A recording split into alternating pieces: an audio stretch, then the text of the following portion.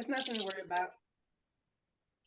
Ooh, yes, I consent. Hello, my face recorded everywhere on the internet. Yes, hi. We have some nice pictures of you.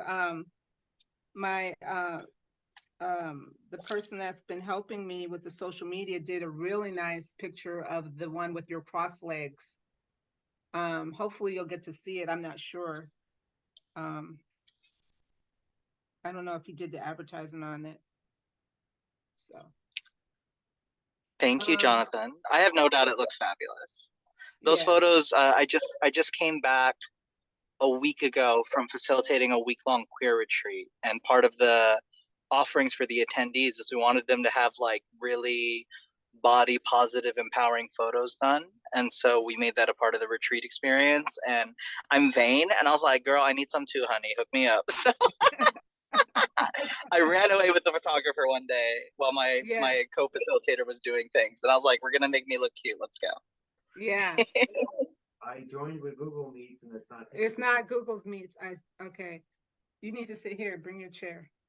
My husband's here. Okay, so it's hello again. Yeah, it's through Zoom. We're gonna be losing some people because Google Meets got in the way when you kind of try to sign on. So people may not know to come into Eventbrite. Into Zoom, and Google has taken over.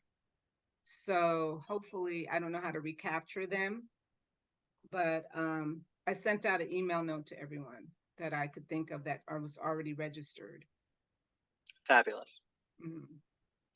So we have quite a few people on today. Wonderful. Mm-hmm.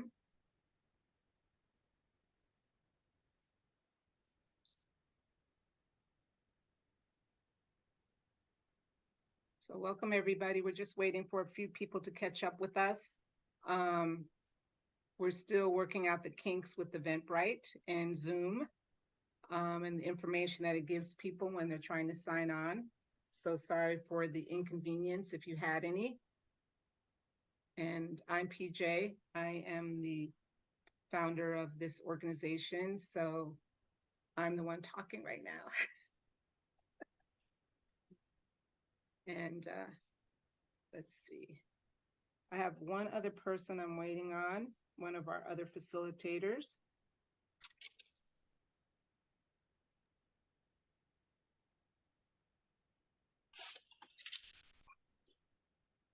Let's see if other people are having problems.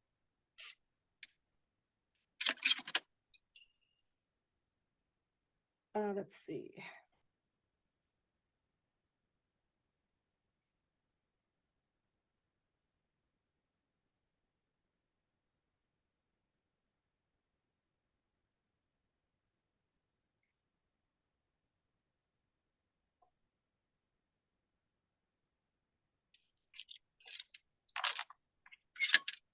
Ooh, comments.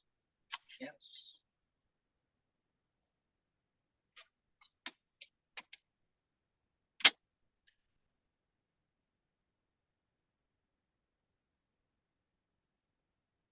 So yeah, we're gonna have to figure out a new fix. We thought we fixed it, but I'm not sure. Oh, Robert got in. Oh, you're there, Jared? Oh, there you are. Okay, good. You don't see me? I see you now. How are you? I'm doing good. So we have just a few, let's just give it one more minute to see who else is able to sign on. And I know I'm expecting some people that I don't see here yet.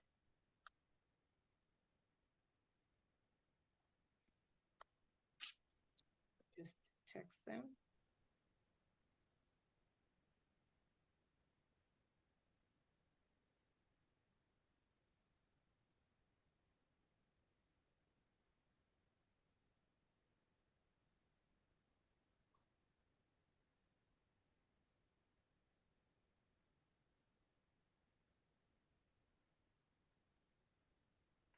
So one of the things one of the things that we're trying to do is in this phase of what we're trying to do, we ended up getting a couple of grants from the Frederick P.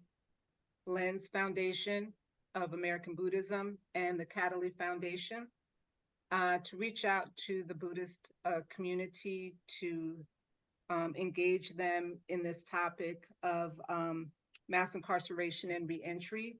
And we're reaching out to them also to be able to have them be with us in our community as we are planning and growing. And we feel like there are a lot of benefits to reaching out to the community in terms of some of the spiritual modalities that they use. And we want the people in our community to be able to benefit from that. And so with that, you know, we just want to find out, you know, are we reaching the community? So if you are a Buddhist practitioner or any spirituality that you belong to, if you can put that in there with also where you're from, in what state and what, you know, what city in the chat, so we can get a sense of if we're reaching our community.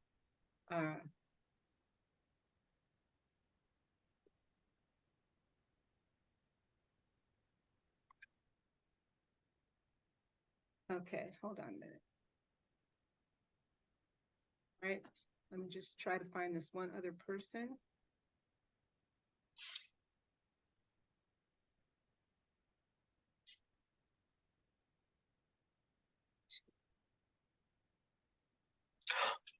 Jared, you're in Philly? Yes, Honey, I'm he from is. Philly. Where you in?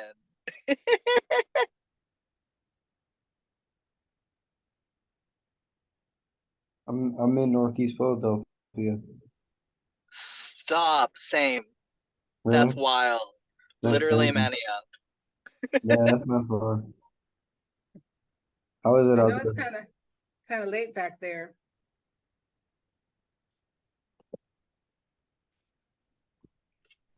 All right. Let's see. All right, so we'll go ahead and get started. One of the people I was waiting for is here. Let me see if I can help guide them a little bit more.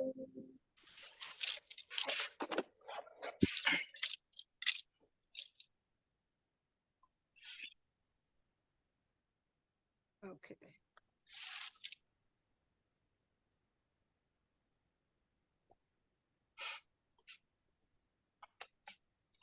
All right. So I guess we're ready to get started.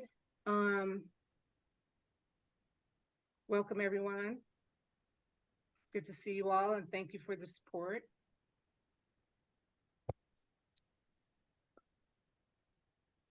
And with that, let's go ahead and get started. Dustin. Sure thing. Well, Let's thank introduce you. ourselves, I guess. Go ahead. Sure. Well, I want to thank everyone for taking some time out of their evening to hear us out about this important issue.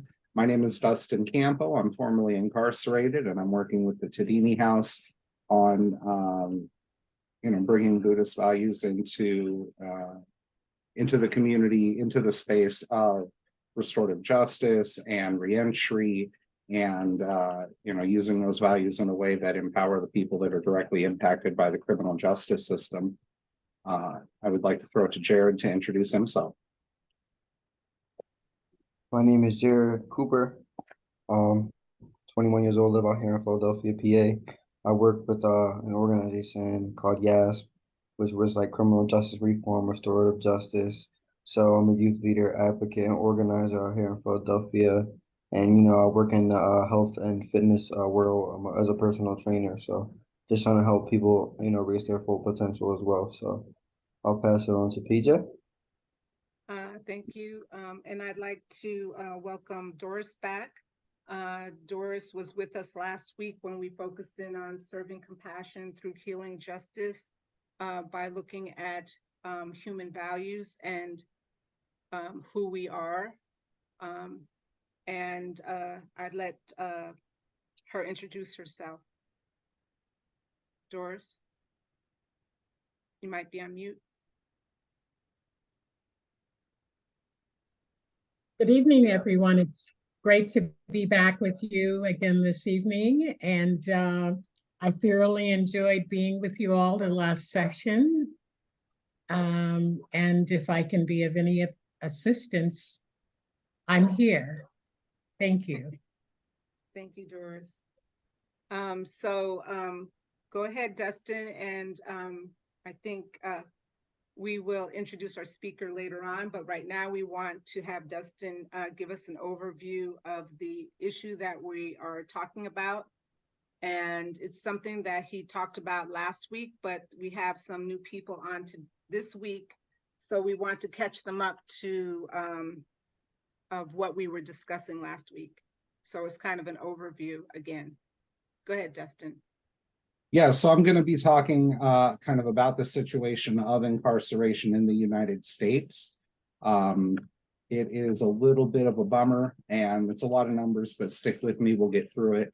So in 1980, we had a prison population of 500,000 people, and it's now over 2.3 million people. We have 5% of the global population, yet 25% of everybody that's incarcerated is incarcerated in the United States.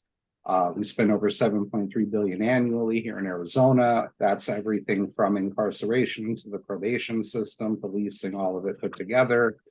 And we have in the United States 7.3 million people that are on some form of supervision, be that probation, parole, an ankle monitor, some form of community supervision. 75% of all incarceration spending happens at the state level. So most of the money is spent locally, not on the federal prison system. And that money comes out of the general fund that could instead fund mental health care, housing, public assistance, education. Education, you get a 2-to-1 return on your investment. So for every $2 that you spend on education, you save $1 on incarceration down the road. So Arizona specifically, we stand out internationally because we are the most incarcerated democracy in the world. The United States incarceration rate, if you average it out, is here at 664 per 100,000, yet Arizona is over here, or well over 800. This is the rate of the increase, or this is just the actual increase of the prison population over time, where we started out with under 5,000 people in 1980 and have climbed today. We are the 5th most incarcerated state in the most incarcerated nation on the planet. Arizona, on just prisons and jails, spends $1.3 billion annually. The number of people incarcerated, depending on who you ask, ranges from 35,000 up to 50,000. 52,000 people are incarcerated in Arizona, according to the Prison Policy Initiative. This is the breakout of where they're incarcerated, be it state prisons, local jails, the youth incarceration, and whatnot. Now, we have 52,000 people that are incarcerated, but when you factor in the people that cycle through, the people that spend the night in the drunk tank, the people that got arrested because they were a jerk to the cop at a speeding ticket, the people that cycle through the local jails, that's more than 117,000 people per year. This is what it looks like with probation, supervision. This is just a further breakdown of the numbers of how many people, how Arizona's incarceration system looks. This here is a great indicator of how racist our system is. We know it, but it's really hard. I mean, we can see it in the numbers now. It's just plain as day. It's acting in racist ways. The system is systematically racist. And the issues that I don't have time to fully address here are things like the contaminated food and water that are served in the prisons. The pay for jobs is less than $1 an hour. For most jobs, it's 15 to 35 cents an hour. Cost of phone calls, the inhumane treatment by the staff, the numerous civil rights violations that occur there. There's been a years-long ongoing case called the Parsons case, which has been a suit against the Department of Corrections for the inadequate medical care. And regardless of the sanctions that the judge has imposed, the state just doesn't comply. And so then they get sanctions, but those sanctions have no teeth and nothing gets done. So we have people that are literally dying from inadequate medical care for treatable, preventable, curable diseases in our incarcerated settings.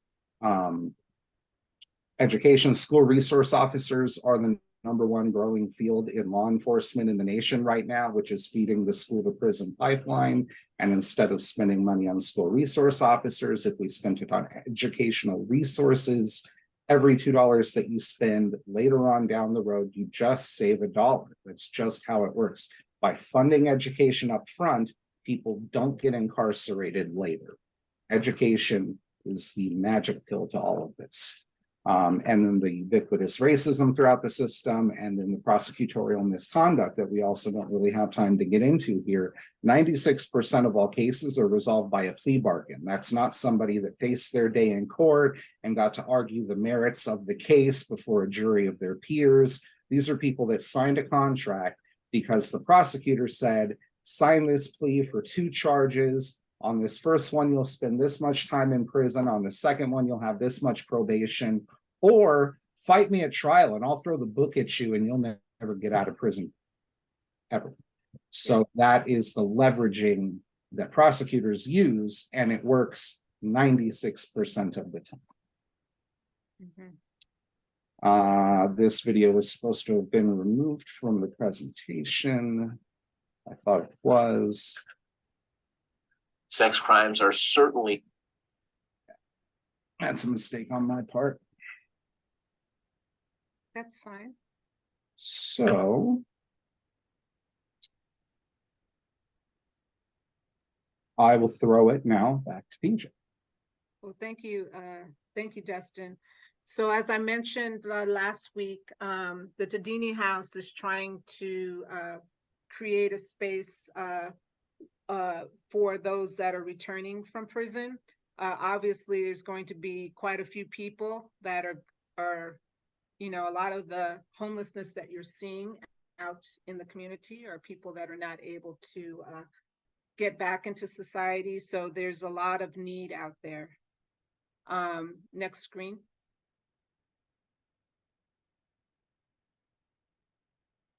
Last week, I mentioned all the different influences that I have that have led me to the idea that I've come forward to the program that I am trying to implement. Right now, the project that we're working on is building up a group of people that will help us in our planning, and then eventually be with us as we're serving the community that we want to serve, and help us build our community. And so we're reaching out, like I mentioned, to the Buddhist community. Next screen. The reason why I have this here is because it was through what happened to Mr. Floyd that we did a study on looking at human values and justice, and how what we could do internally to be able to move to become a better society. Next slide. And so from that, I realized that if we spent time in working on ourselves, embodying justice, taking on the different human values that are part of us, we looked at respect, we looked at courage, caring, harmlessness. Those are all sub-values. It kind of led us to more compassion. And in that compassion, it helps us visualize justice in a different way. And so it kind of inspired me as well to reach out to the Buddhist community for the different spiritual modalities that it has in healing and in helping individuals realize their value. Next slide. And here are my other two inspirations. My son have also been incarcerated. And so I've learned a lot about the process through working with them. And I also developed a lot of the ideas that I have today based on the kind of treatment that they have received once they've been released from prison. Next slide.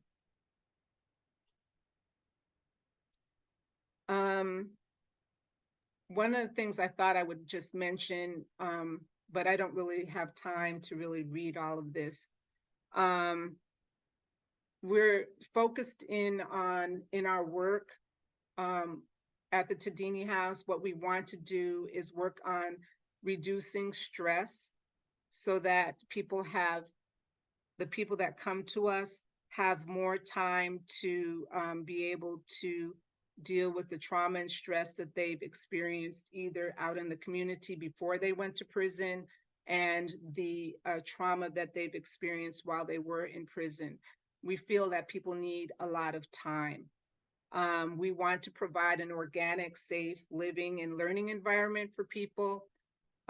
We want to encourage them to develop their own personal goals and with the idea of creating community leaders when they go out into the community. We're envisioning our program to be 3 years, which is a lot different than the 6 months that people get in order to get on their feet right away when they get out of prison. Next slide. So we are in this phase 2 of our development. We're trying to identify a physical space where we can all meet together, but we also are reaching out to the different, as I mentioned, Buddhist communities to see whether there would be anyone there who would want to work with us in reentry and to help us develop these spiritual modalities that we want to incorporate in our work. We developed this series, Serving Compassion Through Healing Justice, which will go through August. And then our exemplar training program, where we hopefully will have Buddhist practitioners come to training and interact with people who have been impacted by the criminal justice system. And we want them also to see how Buddhism can fit into the work that we are doing. We also have the Human Values Workshop that will be happening that you all are invited to attend, but we also have that as part of our exemplar training program. And then we have our appreciation luncheon that will happen in October 15th, where we'll bring all of our community together and the new exemplars that we've trained and invite them to come, all of us to come together. Next slide.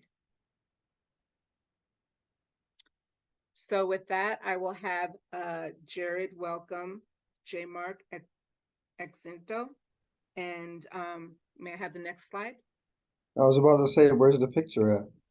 It's not there because we have a different version of the video now. But here he, go ahead. I just want to say it's my absolute pleasure to introduce Jemarc to our space.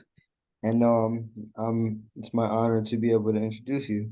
So Jemarc is a non-binary trauma recovery coach rooted in Buddhism with a profound view on spirituality and wellness.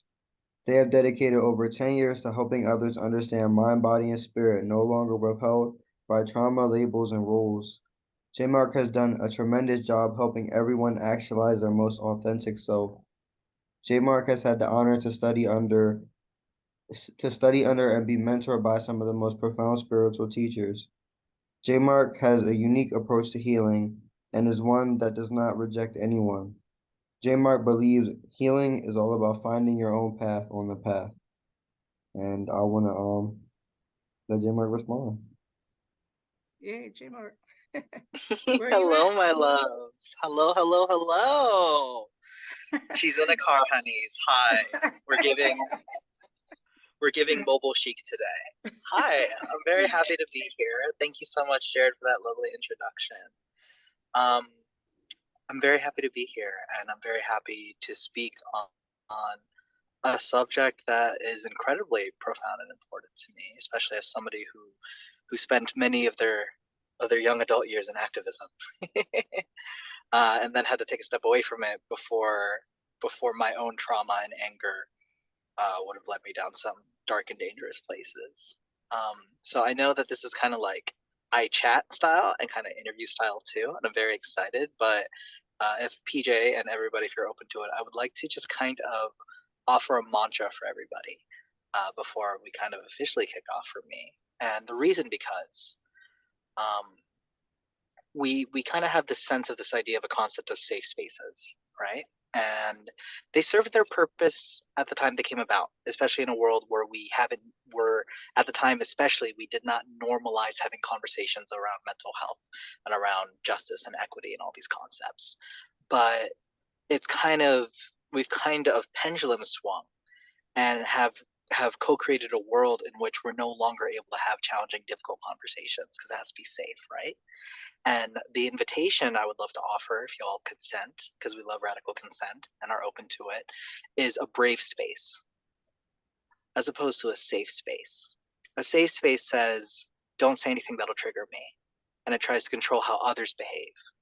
A brave space says, I recognize that I cannot control your behavior, but I know I am self-empowered, and I know I have the ability to determine and discern my own capacity and my own capability in this space. And so to that end, a mantra I love to offer whenever I lead any kind of workshop, event, or class is I am my own safe space. So just as an offer for everyone to really recall that, I am my own safe space. Because as Buddhism, yes, as Buddhism teaches, as the lineage teaches, the way we relate to the world starts first and foremost in our minds. You know, you can be in the safest environment, surrounded by people who love you, surrounded by the cuddliest of plushies, and still feel so profoundly unsafe and alone. And so by evoking this concept, I am my own safe space, it's a recognition that, hey, we're all human. We're all showing up here to do our best as we can. And if we are activated in that moment, it takes away the power we give to others when we are triggered. And instead says, I recognize I'm triggered. I recognize this is something to do with my mind. I am my own safe space. And I will navigate and try to move forward with that. So I just wanted to offer that before we officially did like interview questions or anything like that. I hope that's okay for everyone. And I am, again, just profoundly honored to be here. That's so perfect, Jemarc. You know, I had to write that one down. there's so much to learn. Yeah. I really appreciate that. Jared, what were you saying? Oh no, I just said I had to write that one down. Mm-hmm. So, I just wanted to let people know how I met you, Jemarc. I went to a wonderful conference that you and, is it Angel or Angel? You and Angel? Angel. Yeah, they Angel? do go by Angel, but they're Dominican, and we like to stick to the proper pronunciation, you know? Yeah, So Angel, yeah. yeah. So I attended the Queer and BIPOC healing workshop, which was fabulous. And it kind of helped all of the like advocates in the area to come together and really work with you. And I thought it was very interesting of how at the very beginning of the workshop, we did a lot with like getting into our bodies.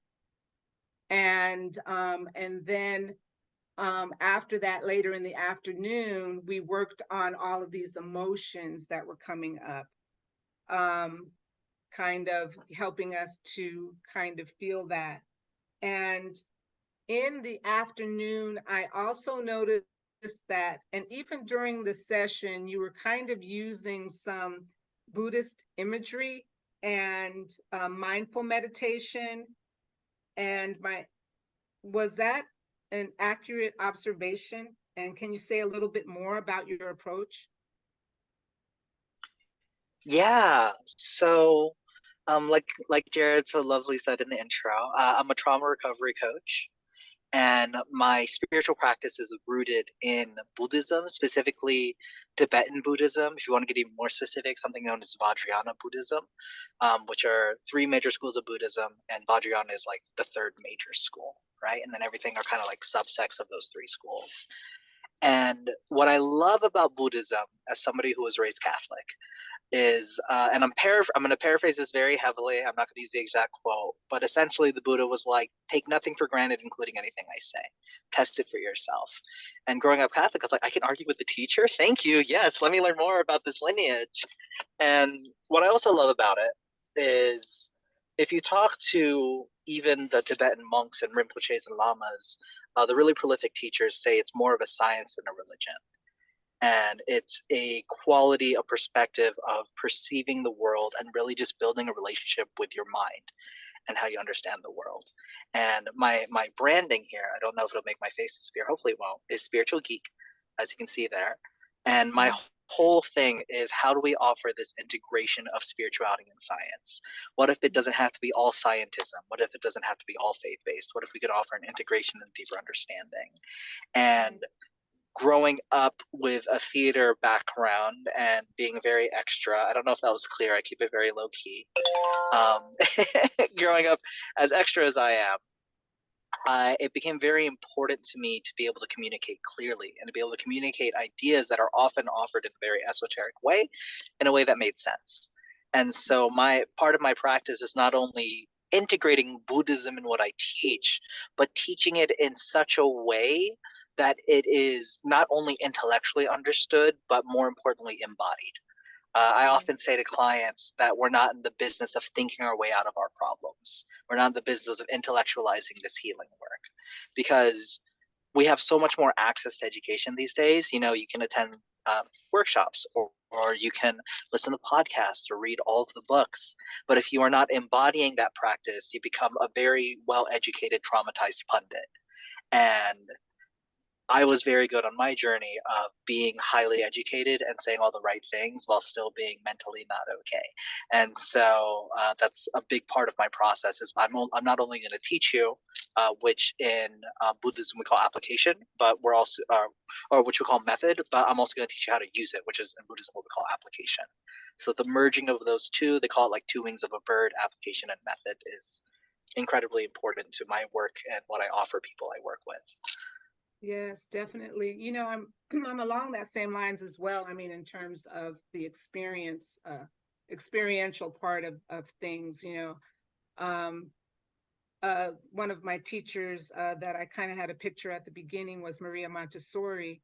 And it was through her work that I understood the importance of the experience that a child has to have in experiencing the material, and also the idea of the concentration that the child has when they are falling in love with a piece of material, and, you know, kind of forming themselves as they're doing it. And then the other idea of the directress of the environment, holding space and making sure that that child has the opportunity to really delve into that kind of stuff. So that kind of experiential and mind work together is very, I think, very important. Yes. Also, before you ask the next one, random question: is it cool if we don't share the screen oh, sorry. It's just really weird staring at my face. Well, there we go. It's like, I get I'm vain, honey, but oh my goodness. Well, you have this wonderful outfit on that I saw the picture, and I see that you're wearing it. So we might as well look at that now. So go ahead. Awesome. Yeah. Thank you. Okay, I'm ready for the next question. So I learned of Vipassana meditation. I learned about it because it's a tool that it was an opportunity that was used in India in the prison setting there. And it had a very powerful impact. And I'm not sure whether they are still following that because the video was a little older, but I understood there that experiential part again of being able to use this meditation practice to be able to go deeper and to come in more touch with, you know, really what's going on with you. And at the Tadini House, we want the experience of various spiritual leaders to be able to give that opportunity, and giving these observations. Buddhism, as I mentioned, is important to the Tadini House. And so we're reaching out to various teachers. So my question is, as a person who works with those who have suffered trauma, can you talk how Buddhist practice influenced you and your choice of getting into this work? And I think you already kind of mentioned it, but I just wanted to see if there's anything more maybe that you wanted to add. Yeah, I'm chatty, so it's very likely I answered it already. But yeah, no, Yeah. absolutely. So just so I can make sure I'm fully integrating the question, how has Buddhism influenced my getting into the work of trauma recovery and working with others to support them in the alleviation of their suffering? Am I Yes. understanding Yes. Yes. clear? Yeah. Awesome. We love to see it. Yeah. So the biggest thing, and it was said in my intro, and it was actually a concept I received from one of my teachers, Mundi Simone. What I love about Buddhism when it's done well is that it's about finding your path on the path. And so there's a saying that the historical Buddha, what many people know as Shakyamuni Buddha, who was born Prince Siddhartha Gautama, they say that they taught over 60,000 different people in over 60,000 different languages. And as a Vajryana Buddhist, I have to be like, oh, that really happened. But as a human skeptic, I'm like, okay, yeah, that makes sense. They offered the teachings in a way that made sense. Or one of my gurus has a teaching, and they say that the point of Buddhism, if you look at it through the lens of needing a glass of water, you don't really care what container the water comes in. It could come in a cup, it could come in a mug, it could come in a Disney World souvenir cup, like whatever you need. What matters is the water. And where people tend to get caught and hooked, whenever you perceive a kind of religiosity aspect to Buddhism, that is culture. That is the container that the water comes in. And so part of why I use Buddhism is it's a really great way of me grounding myself into the lens of, am I meeting this person exactly where they're at, while still offering the essence of these teachings, while still offering the essence of what it means to alleviate one's own suffering. And so take, for example, you talk about Vipassana being used with people in incarceration. On some level, that can be very profound and very helpful. On another level, depending on the individual, it can be very triggering and very harmful. Yeah. Because we live in a world where people are fundamentally uncomfortable with their own thoughts. Because we have this layer of over-identification with what in the lineage we call the monkey mind. You know, thoughts think themselves. And yet, we live in this world where people say, oh my goodness, I just thought of doing this harmful thing. I'm a terrible person. Or we have another thought like, oh, I just thought about this. That means I'm a bad person. It's like, no, it means that there have been certain layers and levels of conditioning in your experience, what we call habit energy, and to go in another layer deeper, what we call karma, which is just the law of cause and effect, that has led your mind to go into a lot of different ways. But the thing is that thinking in and of itself is a habit. So through Buddhism, through the concept, through the practices of meditation and mindfulness, what we're actually hoping to teach folks is to essentially give that monkey mind a banana. Because if you ever have the unfortunate luck of being locked in a room with an aggressive monkey, you can't yell at the monkey. And you can't fight the monkey. It's a monkey. It will hurt you. But what you can do is give the monkey a banana. And what that really fundamentally means is that we have the ability to shift where our awareness goes. That when the thoughts become too loud and too noisy and too wild and too intrusive, we have the ability to shift our awareness. And a great example that I often offer people is, for those of you who like reading, when you're really engrossed in a book, and then your friend or your partner or a colleague is talking to you, you look up and you have no idea what they just said, because you have the ability to direct your awareness. Once you're able to grasp that as a possible concept for you, you're able to understand that it is possible for anyone to be mindful of their thoughts. Even having the thought, I don't know what I'm thinking, is being mindful of your thoughts, right? So it's nothing esoteric. It's nothing wild. It's nothing like, oh, I have to be a Zen monk sitting in a cavern for years on end in order for me to achieve enlightenment. No, my lineage says enlightenment is possible in this lifetime, so long as we're able to understand and build a relationship, a loving and kind relationship with our mind, and understand that we are not our thoughts, that we are a level of consciousness that exists beyond that, that can direct awareness towards which thoughts we choose to engage in. Yes, definitely. Very powerful. Thank you so much with that. Can I interject with a question? Go ahead. Uh-oh, you kind of froze up a little bit. And we'll come back to you. Somebody had a question? I did. I dropped Okay, out. go ahead. Apologize. So if we are not our thoughts, Mhm. the other thing, and we have them, but they don't define us. Mhm. If we're working in the criminal justice reform space, don't we then have to make the leap and say the same thing about our actions also? Because a lot of people would want to say we're not defined by our thoughts. Our actions are the way that we convey the thoughts that we chose, right? I chose the good, so my actions are good. It seems like the action is the way of judging the thought in hindsight. But if we're more than the thought, and if we're trying to elevate people who have done bad things and show them a better way and have them rehabilitate and re-enter successfully, do we have to apply the same logic to the actions, or is there still some difference there for you? Yes, and here's the reason why. A phrase I use in my work is we need to separate behavior from being. And so a sentence I have for everyone here in attendance and everyone here who are listening to this playback, if no one has ever said these words to you, I want you to know I say it completely sincerely. I'm gonna look directly in the camera when I say this, because this is incredibly important. You are innately good.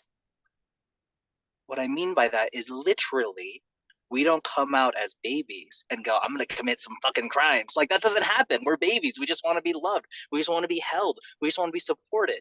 What happens is the conditioning of our history, we start developing, not consciously, and this is really important to recognize.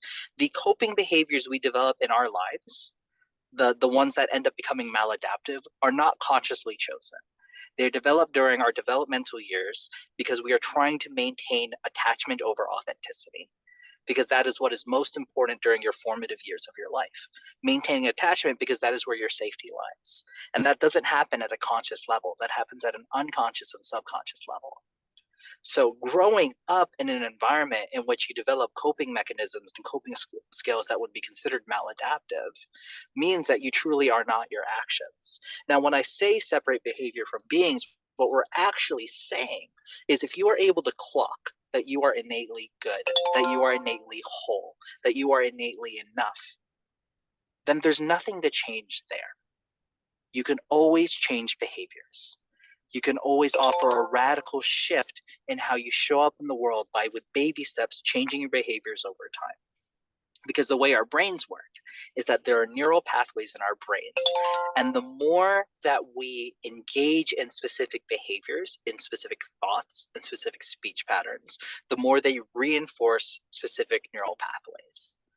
And so in Buddhism, they often start with the mind and go into the body, because it starts with meditation. But in this modern world, you can even just start by going with the body and then shifting that into the mind. Really starting with, okay, I may not think I am innately loving. I may not think I am innately compassionate. I may not think I'm innately kind. I may not think I'm innately capable. But you know what? Every day I'm going to wake up and I'm going to say something kind to myself, and I'm going to send a message to someone and say something kind to them, regardless of if I feel it at my core or not. Over time, that starts reinforcing those neural pathways in your brain. The danger of the world that we live in right now is we're so heavily over-identified and with our behaviors, to the extent that because humans evolved thanks to a negativity bias, that those become us. Oh my goodness, I caused this incredible harm to this person. This is all I'll ever be. The minute you start embracing that narrative, the minute you're saying, I am incapable of change. And that is not what restorative justice is about. That is what punitive justice is about. That is what living in a world that says you are this harm you caused. And it's like, okay, so you're gonna say this person is the harm they caused. So then why live? Why be in the world that we live in right now? Why are there all these stories and narratives and fiction and poetry and plays and film that all have redemption arcs? Why does it apply to that but doesn't apply to me as an individual? It isn't until we're able to really take a step back and say, oh, yes, and yes, I did cause this harm. Yes, I'm going to carry the hurt of causing this harm. And that doesn't mean I can't do better. That doesn't mean I can't move forward. And oftentimes, restorative justice doesn't mean making amends with the person you hurt. Because there's a risk, this is where my trauma lens comes in. There's a risk that your very presence will trigger the fuck out of that person and send them spiraling. Sometimes restorative justice is the inner commitment translated to external action to do better with the next person and the next person and the next person, and to continue forward in that way. I hope that answered your question. Yeah, totally. So it's like the thoughts and the actions are both a manifestation of the conditioning, and the only way to overcome bad conditioning is more conditioning. Correct. Yes. Literally reinforcing new neural language, pathways. right? The only thing that you can do to overcome bad words is use more words. Yeah. And to reduce as well. Not only to use new words, but also to reduce the engagement with the things that stimulate trigger within you to the best of your ability, to actually guide yourself to rewire the neural pathways in your brain.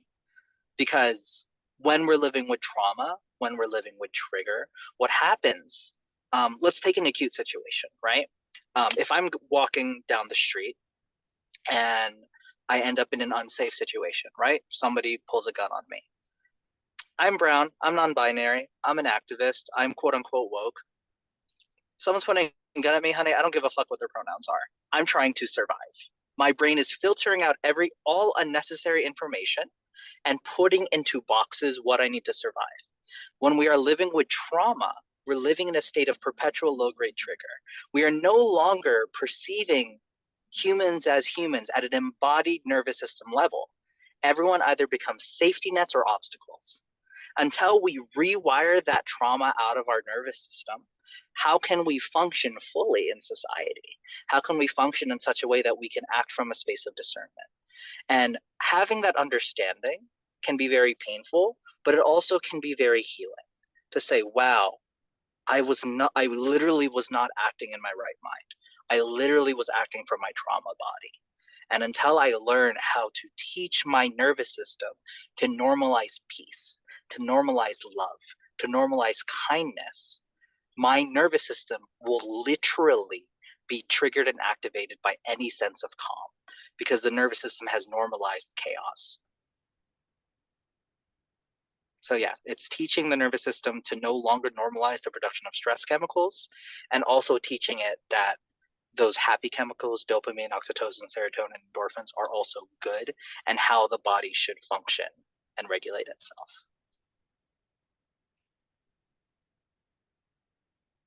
So this is very wonderful, because these are the kinds of things that we want to bring into our environment, to create a space that would allow these kinds of things to happen.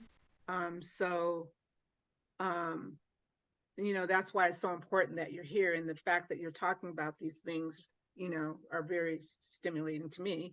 And so we have a lot to think about in trying to incorporate that into what we're trying to do at the Tadini House. The thing is that one of the ideas that I came up with too is when I was looking at, from my son's experience and then other men that I've, had the opportunity to encounter, some of the environments that they go into are not the most positive. And I also get the sense that when when they're talking with people that are providing them a service, that even the people who are talking are not really talking with them like they're connected to them. You see, like they're more kind of removed, like they're kind of like an object. And I'm here to do something for you, or you need to do this, or you need to change, or whatever.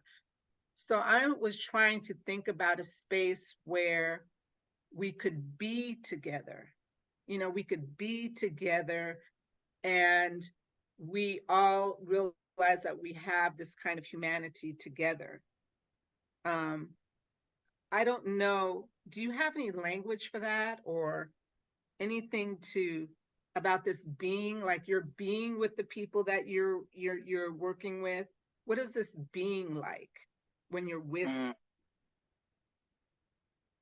So I first want to address what's happening in those situations, because we see the same thing with mental health professionals in Western medicine, right? So like therapists, psychiatrists, what have you.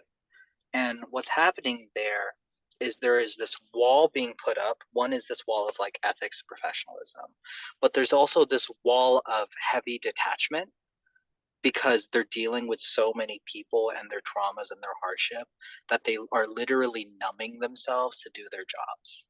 Right. And it's not effective, right? And in Buddhism, compassion burnout doesn't exist. What's happening usually, and this is a broad strokes thing, it doesn't apply to every single individual, but it has been what I've observed in my 10 years in this work, is people often go into this work because they have a lot of shit they haven't dealt with, and they are literally saying, if I can help these people become better, it must mean I'm not so bad. Or if I can help these people get better, it must mean I'm a good person. And so there isn't a layer of direct connectivity of, I am seeing you. And once again, it's a nervous system thing, right? They're probably not consciously thinking it, but it's this idea of, I'm not directly consciously connecting with this person, because right now they are an obstacle for me to prove my self-worth. Until we are able to strike this balance between showing up and expressing compassionate action to others while filling our own cups, we are not going to be able to create that type of environment. Because you have two ends of the spectrum. One end is people numb themselves. They're not as engaged. It's very professional. It's very by the book. It's very like, okay, this is what we do. I'm doing my check marks. And the other end of the spectrum, where I used to be, was, I'm going to do every single thing for this person. I'm going to help them. I'm going to do all this stuff. And still influenced by that motivation of proving my self-worth. But now it's my outcome. My sense of being is completely tied to this person's outcome. And if they don't have the specific outcome necessary, what does that mean about me as a facilitator? So the only way to really facilitate that connectedness of being to being, we have to come from the space of actual detachment. Detachment is not numbing yourself when interacting with others. Detachment is, I'm going to give you all of the love and all the compassion I have to give to you, and the rest is up to you. I recognize I have zero control over your outcome, my love. And if you stumble and fall, I'll still be here. If you succeed, I'll also still be here. But we can't force people to shift beyond what they personally feel capable of doing, no matter how much we want to. Yeah. True compassion is the ability to meet someone exactly where they are as they are in that moment. Whether they're completely constricted and frozen and not saying a word, or they're screaming at your face. And doing it from a place of compassion for self is being able to, once again, separate behavior from being. Is being able to say, no, you do not get to scream at me like that. I recognize that you're not screaming at me, that it's not about me. You do not get to engage in that behavior with me. And from the heart, knowing in your heart, I know this isn't everything this person is. It's what in Buddhism we call the middle way, which is a path between relative truth and absolute truth. Relative truth. Mass incarceration exists. It's very racially motivated. It's very politically motivated. It's very money motivated. Absolute truth. Everything's of the mind. We're all one. I know this person is wholly rooted in love that just needs to be seen. Where I often find slip-ups in this work is people either are too extremely in one end or the other. It's like they're so constricted, they're so traumatized, they're so painfully hurt, and it's coming out from like a, we need to fix everything, we need to fight the system so hard, we need to burn it all down, we need all this stuff, but these systems are perpetuated as long as the warriors keep burning out. Or their trauma manifests in absolute truth, and you have somebody in deep pain, and you tell them, honey, this was meant to happen for you. That ain't the love. Really being able to walk the middle way with this beautiful work that you all are doing here in this community is to be able to say, I'm going to meet you exactly where you're at in the relative world. And I'm going to engage with my personal relationship with the absolute truth to keep me moving forward. So you go out in the world and you see somebody screaming and they seem to have lost their head. And you say, okay, how can I help the people who need to be supported right now? Well, from the heart saying, may you be happy, may you be free of suffering. That's how we navigate it. Because if we can't force absolute truth on people, we don't have the moral authority to do that. But if we're able to convey it with the presence of our being, the hope is that people will come to that conclusion at a way on their own. Mhm. Yes. Well, thank you for that. That's very helpful because that's why, we are, in our exemplar program, and what we're hoping to do is to, have those individuals be in our space who have this kind of practice, this, level of compassion, to be able to understand what you have just said, so that, we can continue on and allow the person to be who they are without imposing ourselves onto them, and in this work. And I think the thing is that when it kind of goes a little bit with what you're saying, if we are imposing our outcomes onto them, then we have obviously something to do with ourselves. So the other thing that I wanted to just kind of shift a little bit, and we're kind of at almost 7 o'clock here, which is almost 10 o'clock there.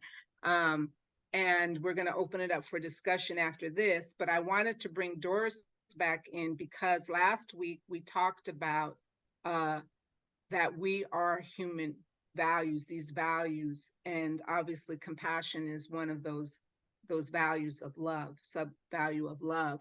And so we are beings of love, and that is who we truly are. So I just Can I answer wanted. the question Jared I'm just asked? sorry. Because it's so I'm sorry. important. Go ahead. Yeah, No, I dropped a question in the chat. Oh, I didn't see it. yeah, I really want to answer that too. I So appreciate it. first off, Thank you. no, it's a beautiful question, and I'm gonna lead with this sentence. Forgiveness is compassion in action. Now, compassion in Buddhism, I'm sure you said it already because that's the whole subject, right? The word is karuna, and it means the desire to alleviate suffering. Now, before I talk about forgiveness, she's gonna get on her little soapbox first, and I have to say this: forgiveness has been weaponized in our culture. I need to say that first because it's so important. When I tell you about forgiveness, I'm talking about real forgiveness. Okay? Forgiveness isn't, you need to forgive your uncle so he can come to dinner. No, honey, why do I need to forgive my uncle in the first place? Don't bring him to dinner. That's not what we need. Forgiveness has been weaponized in our culture to help people feel comfortable with your discomfort by ignoring it, by sweeping it under a rug. So I need to start with that. That is not the forgiveness we're talking about. And the reason why I need to start with that is because forgiveness is an incredibly necessary component of the healing process. Mm-hmm. So I just said forgiveness has been weaponized. Now I'm telling you, but you need to do it. What the fuck is she talking about, right? The etymology of the word to forgive is give up the desire to punish. and it is deeply personal, and it is deeply independent. When I say that, what I mean is, have you ever done something wrong to someone and they tell you they forgive you and you don't believe them? Or someone done you wrong and you tell them you forgive them and they don't believe you? Because it doesn't fucking matter. If they have not given up the desire to punish themselves for what they did to you, if you have not given up the desire to punish yourself for what you did to them, it makes no fucking difference. The 3 sentences that I use as a part of my practice is, please forgive me, I forgive you, I forgive myself. When we are saying alleviate the desire to punish, please forgive me, does not mean I need you to be okay with what I did so I feel better about myself. If I've done the inner work, that's not what I'm saying. What I'm actually saying is, please give up the desire to punish me, because I can see how much this version of myself in your head is perpetuating your suffering. That as long as you are allowing this shadow version of myself to live rent-free in your mind, you are not going to heal. You are not going to be able to move forward. I am taking up rent-free space in your brain. So when I say forgiveness is a necessary part of the healing process, can you let go?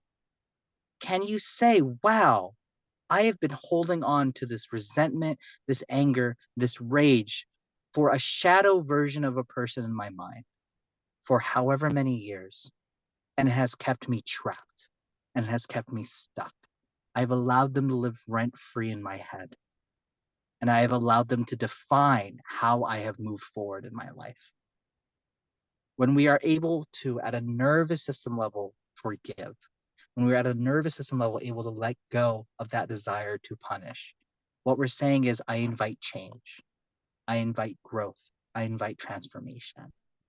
So that's why getting a forgiveness practice is important. And also, it is an ongoing process. You don't just say, I forgive you, and it's done. No, honey, you do that shit every day until it's true. You forgive yourself every day until it's true. You forgive others every day until it's true. Because as long as we're holding on to this idea that that person still exists in that way, we are not only saying they are incapable of changing, we're saying at an unconscious level, I am incapable of changing. It wasn't until I learned to forgive myself that I was able to actually recognize that, like, oh, fuck, my faults don't define me. So why am I letting the harm that my abusive ex caused me define them? And why am I letting that define how I define myself? So I hope that answered your question. I'm really excited to hear Doris talk. Yeah, I mean, it goes right into who am I again, because, you know, we have to allow ourselves to be who we are. We're allowing other people to exist who they are. And so one of the things that I noticed in your discussions and some of the stuff that I read is the authenticity is very important for, you know, in your work. You mentioned that quite a bit. And so I was trying to see how I can incorporate the authenticity idea that you have with the human values training that we're doing. And so I invited Doris in to kind of bring it back home to what we had talked about last week, to see the connection, because it seems like all of this is very much connected. And so I think, Doris, if you wanted to talk a little bit about how you see authenticity, our work in human values, that would be great. Are you there? Oh my God. Your talk was wonderful. And you set the stage for the re-entry of what was presented last week. You're a sweetheart. I feel your energy. So can you please share screen with me, PJ? I think you have access. Okay. Go ahead.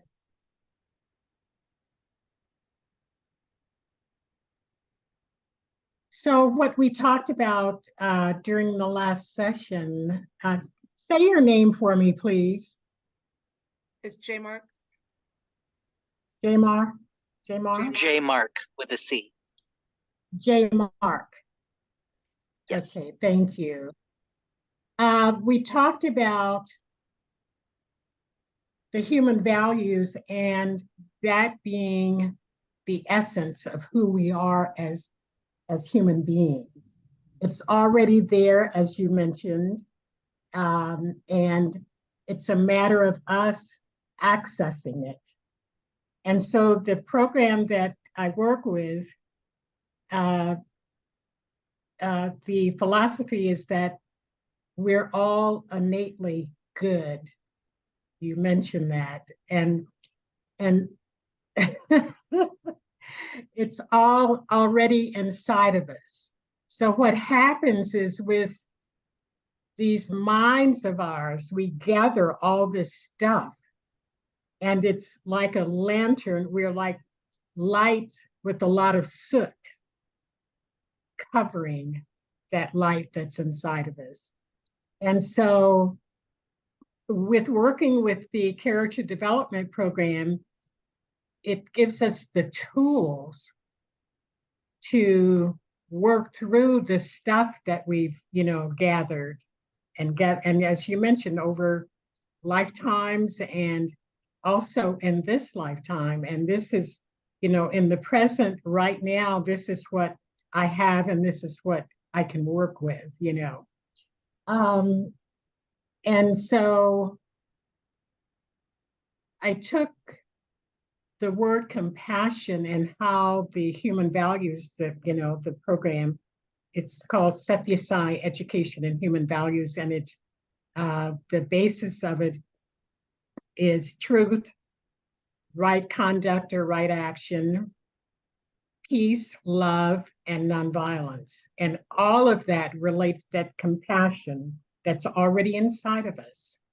And so the dictionary says sympathetic, but the word sympathetic to me implies that, I'm kind of looking down on someone or feeling sorry for someone, so I crossed it out and put empathetic, which means we're connecting heart to heart. And empathetic consciousness of others' distress together with a desire to help alleviate it. And, PJ mentioned us, the human values training. So this will be a foundation on which she will build, what she's doing with her program, the Serving Compassion through Healing Justice, and living our values and living who we truly are. So Our authentic selves. then I teach, yes. And going back to this, and I love this slide because it helps me to see who I am, and it's a constant reminder. So that's pretty much the essence of, and we talked about also how head, heart, and hands, and the thoughts and all the stuff that clutters up the mind. And rather than bypassing the heart, which is the spiritual heart, which is the seat of these, human values, rather than bypassing the heart and going straight to the hands or any organs of action, we take it and filter it through the heart. And have our outcomes be helping rather than hurting. So is there anything else you'd like me to put emphasis on, PJ? No, I just thought it was interesting how this is all interrelated and how Jemarc was talking about authenticity and so to me, I think this is kind of a symbol of that visually, of being able to live all of that within ourselves and to really be that light that is us, to be able to take that soot off and really live. And I think that kind of goes with the discussion of trauma and healing. Yes, yes. But I don't know if Jemarc has anything to add. Well, I'd like mean- to also, before your comment, I'd like to mention that emphasis is placed also on everyone is working on something. Everyone is working on something, and it's really important, and including me. And so it's really important for us to look at that as we're going out working with other people, and it helps with being non-judgmental, because I have my stuff that I'm working on. This other person, maybe something entirely different, but we're all working on something. Yes. And also emphasis placed on we each have our own blueprint. We're born with our own blueprint. There's no one like you or no one like me. And so it's up to us to try to have that blueprint unfold, that map. And it's a process, having that blueprint unfold and my coming into the essence of who I truly am, Okay, I'll let you talk. Jemarc, any thoughts on this? I was just gonna say that yes, Doris and I are gonna be best friends. Obviously, that's what's gonna happen now, because these are fabulous slides. Oh my goodness, they're incredible. Could I have them and possibly use them, because they're amazing? Yes. So in the blueprint, in the Buddhist lineage, once again, to quote one of my teachers, Mundi Simone, your karma is solely yours. So yes, we all come in this world virtually the same, but the karma we bring with us is solely unique to us, and that's where that uniqueness comes from. Exactly. Yes. Yeah, and where the who am I component comes into it. My program that I work with clients in trauma recovery is called Alchemizing Authenticity. And the reason being, yes, at our core, we all have these qualities of love, and compassion, and truth, and helpfulness, and all those things. But the way they manifest is informed by our karma. So for me to show up as I am, as this, this cutie on the screen right now, is solely informed by my karma, right? The fact that I'm in a dress right now, and the fact that I have my beads and all these things is solely informed by my karma. And the way others show up and the way that they share their personal medicine, their personal authenticity, is solely dependent upon their karma. And this journey of remembering who we are is really just remembering, I call it a gift box. It's really just remembering that we were born in this world. Yeah, we were born in this world as like this energy that was put into a box. And then over time, that box got ribbon, and it got stickers, and it got wrapping paper. And then we went around the world. And we're like, oh, look at that box. Look at that box. That box is prettier than me. Or that box is kind of ugly. Or my box is kind of janky. And we forget there's a whole gift in that damn box. How did we forget this? How did we forget there's a whole glorious, beautiful, ethereal, like we can't even put a color to it gift in this box? And when we're able to remember that, it just opens up possibility again. It opens up potential. It offers the idea. Yes. And these bodies, Yes. the gift box is inside these bodies, Or the body is the box. Yeah. So, is there any other comments? Because now I'd like to open it up to people in our group here this evening to see, you can put it in the chat if there's any questions. I was hoping Could we go ahead. could we raise hands instead if you don't want to put it in the chat? Yeah. I just don't have it open because the screen Okay, well, I've got my hand raised. Okay, go ahead. Okay. I want to get back to forgiveness, the idea of forgiveness.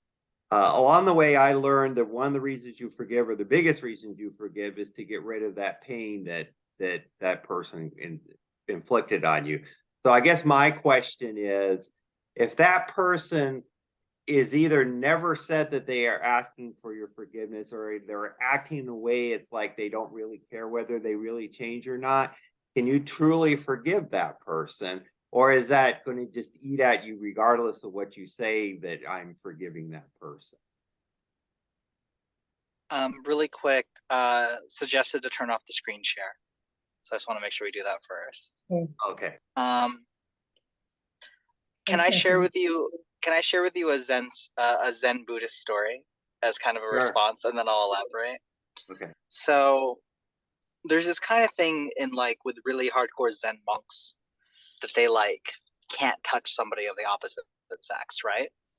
And so in this story, it's this really older Zen Buddhist monk walking side by side with like his young attendant. They're both monks. And this woman is in distress and she really wants to cross the river, but she can't swim very well. And so she asked them if they can help her get across. And without saying a word, this older monk picks her up, carries her across the river, places her down gently, and they go on their way. And like 2 hours later, this young monk is still fuming. And he's like, I don't get it. Why did you pick her up? You completely broke your vows. You completely broke the rules. I don't understand why you did that. And without missing a beat, the older monk looks at him and goes, I put her down 2 hours ago. Why are you still carrying her?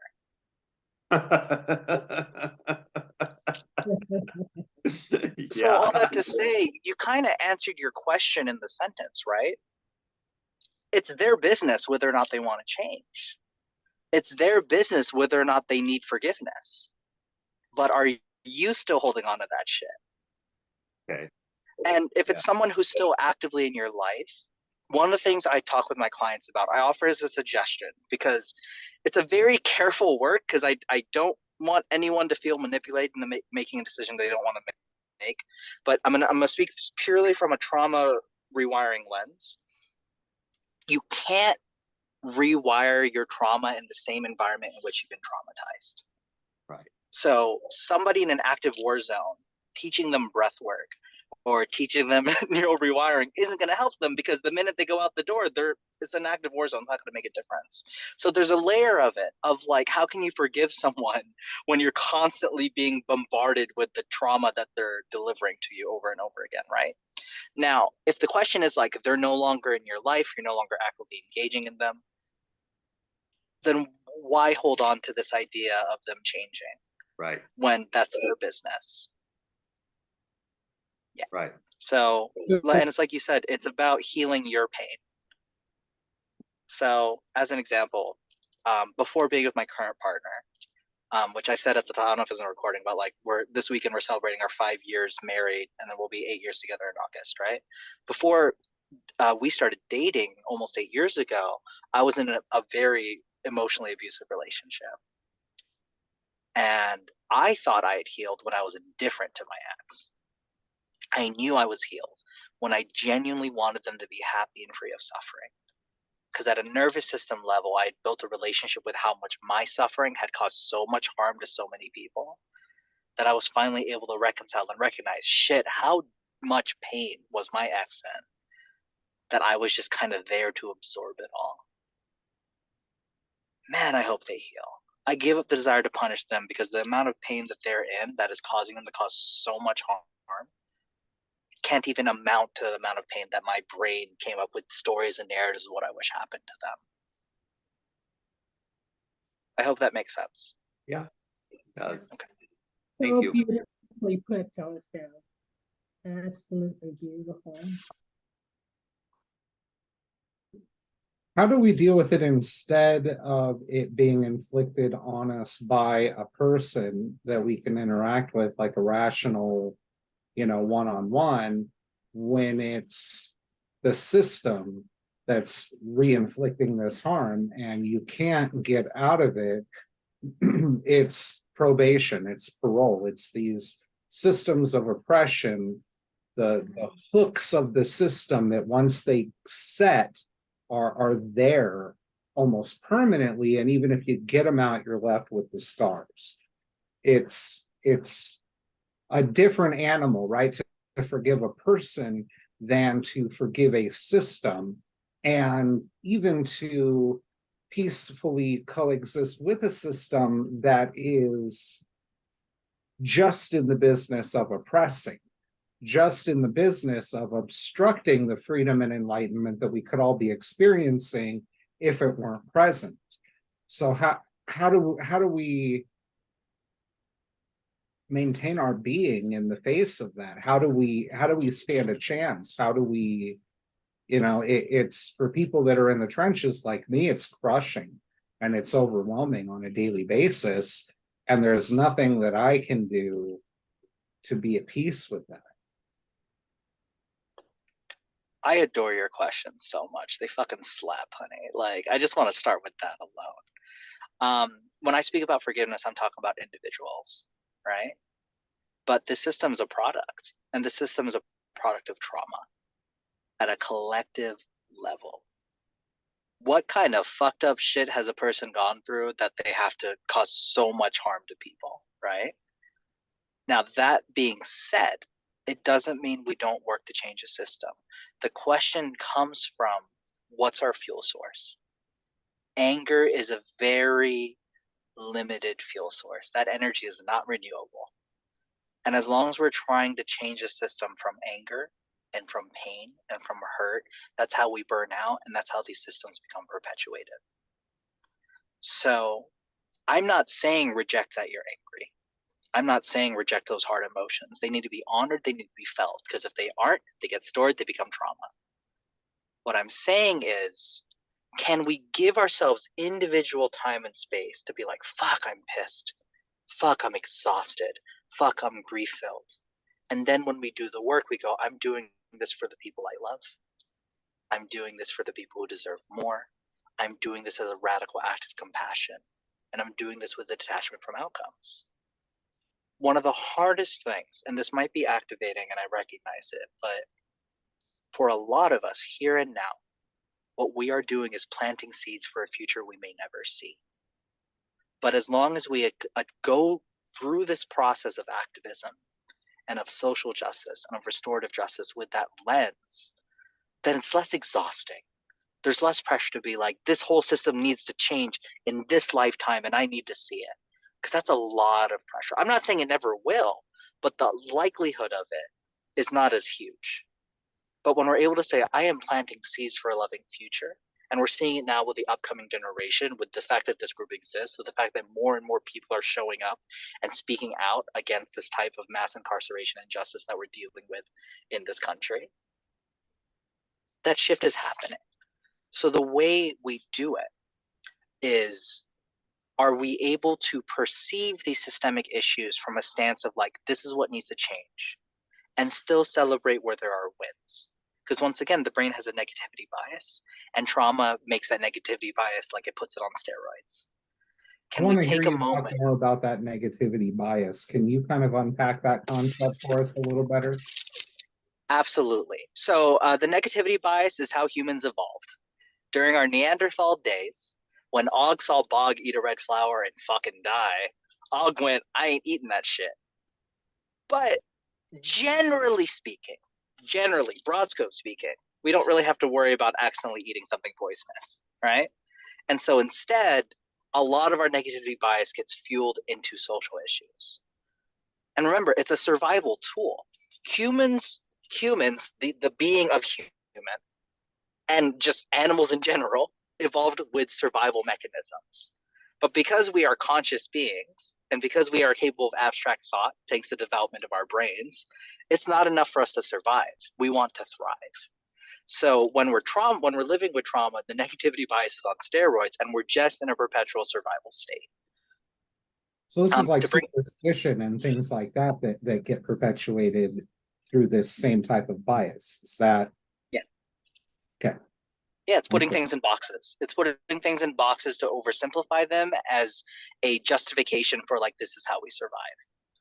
And so until we are able to, and this is like, this, once again, not gonna might not happen in my lifetime, but like my dream scenario is for us to put less pressure on those who have been oppressed to do the healing. Of course, that's still necessary.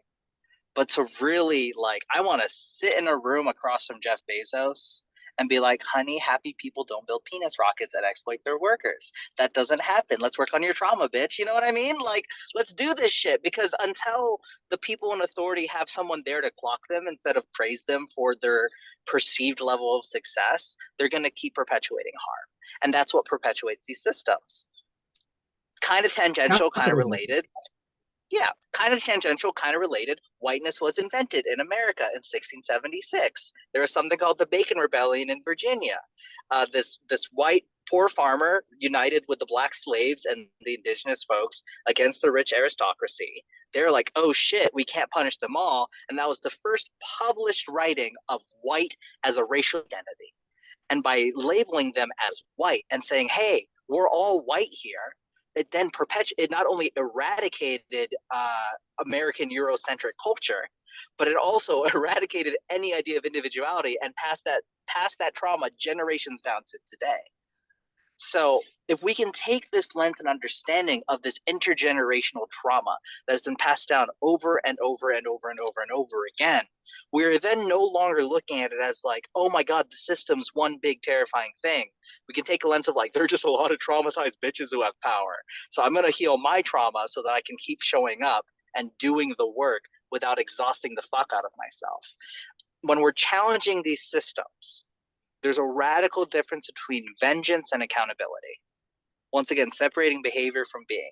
These people are totally participants and totally evoking and pushing forward with all of these issues, and they're very real issues, and those behaviors are not acceptable.